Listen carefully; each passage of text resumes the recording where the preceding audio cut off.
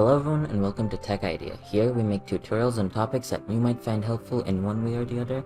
And today I'm going to be showing you on how to connect your Discord to your Twitch account. So as you can see, this is our Twitch account. And now we want to link it to our Discord. So you want to open up your Discord. And after you open up, you want to go here, which is user settings. After you go here at user settings, you'll see something called connections. You want to press on connections, and once you press on that, you want to press on Twitch. Once you press on Twitch, you can see this pops up. Discord wants to access your account, and then you just want to give them authorization of doing it. And once you do that, it's gonna bring you to this screen, and then that's it. Connected your Twitch account to Discord. And to double check if it really did connect, you can open up your Discord and you can see Twitch is now connected to my Discord.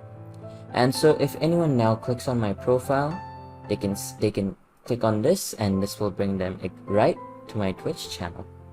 So I hope you found this video helpful. If you did, don't forget to drop a like as well as that subscribe button.